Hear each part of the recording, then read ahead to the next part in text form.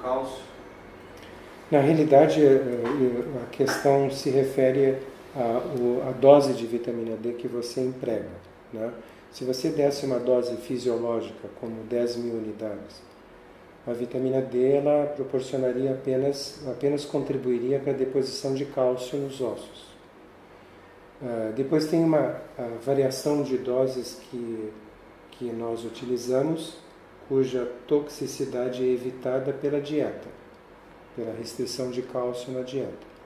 Então, se evita o excesso de cálcio provocado pelo estímulo que essas doses mais altas provocam sobre a absorção de cálcio dos alimentos. Então, assim, a gente restringe a quantidade de cálcio para evitar o excesso de absorção. Então, essas pessoas não ficam com falta de cálcio, nós deixamos apenas a quantidade de cálcio que vai ser absorvida sob o forte estímulo de uma dose alta de vitamina D, mas nós deixamos a quantidade de cálcio no alimento, que é a dose de cálcio que o organismo necessita. O problema é que essa dose maior de vitamina D, cuja toxicidade é prevenida, impedida pela dieta, ela, ao mesmo tempo, ela estimula o depósito de cálcio nos ossos e, ao mesmo tempo, estimula a retirada de cálcio dos ossos. Ela faz as duas coisas ao mesmo tempo. Então, nós sabemos hoje que nós precisamos evitar que os indivíduos, ao tomarem doses altas de vitamina D, estejam mais perdendo cálcio do que ganhando cálcio nos ossos. Nós precisamos favorecer o depósito de cálcio nos ossos. E aí nós temos apenas duas possibilidades para executar, para atingir esse objetivo. Se o indivíduo estiver se mantendo sedentário, nós sabemos que esse indivíduo vai perder cálcio nos ossos. Ou seja, o efeito da vitamina D vai ser predominante no sentido de retirar cálcio dos ossos, apesar de também estar estimulando o ganho de cálcio, ela vai perder mais do que vai depositar cálcio nos ossos. Então a tendência é o indivíduo desenvolver osteopenia e depois osteoporose se nós não fizermos nada. Então nós temos duas alternativas para evitar esse efeito colateral. Uma alternativa é a seguinte: a pessoa tem que fazer atividade física aeróbica, se possível diariamente. Que nível de atividade física aeróbica? Nós precisamos que essa pessoa caminhe 30 minutos, uma caminhada rápida, não confortável, não uma caminhada simples, confortável, como se fosse um passeio, mas uma caminhada rápida, mas respeitando o limite de condicionamento físico dessa pessoa. Que essa caminhada dure 30 minutos e que ocorra no mínimo 5 vezes por semana, idealmente todos os dias.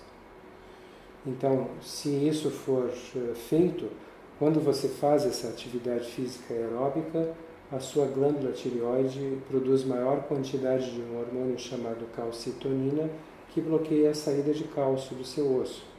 Então, a vitamina D consegue, então, colocar cálcio no seu osso, mas não consegue retirar o cálcio devido ao efeito da calcitonina produzida pela atividade física aeróbica. A outra possibilidade que nós temos é o uso de drogas produzidas pela indústria farmacêutica, que são chamadas de bifosfonatos, né? Então essas drogas são usadas somente em indivíduos que não têm condição de fazer atividade física aeróbica. Por exemplo, eu posso ter um indivíduo que tem esclerose múltipla e que tem perda de força nas pernas, como uma sequela antiga. Então eu não posso pedir para esse indivíduo fazer essa atividade de caminhada rápida ao longo de 30 minutos. Então eu vou ter que usar um bifosfonato. Você pode ter um indivíduo que tem artrite reumatoide e que, por exemplo, a artrite reumatoide tem afetado os tornozelos ou os joelhos. Então eu não posso pedir para esse indivíduo fazer atividade física, caminhar rapidamente, porque eu vou submeter uma articulação que pode até ter alguma deformidade a um nível de desgaste que vai provocar dor nesse indivíduo. Então, nesses indivíduos a gente tem que usar o bifosfonato, mas é claro que a nossa preferência, sempre que for possível, é para a atividade física aeróbica, porque isso tem diversos efeitos benéficos para o organismo e não só para a questão óssea. Inclusive, hoje se sabe que a atividade física aeróbica é um grande estímulo para a atividade física aeróbica regular, é um grande estímulo para a produção de novos neurônios no nosso cérebro. Então, ela até previne doenças neurodegenerativas. Então, por todas essas razões, a gente dá preferência à atividade física aeróbica. Complementando essa pergunta, né?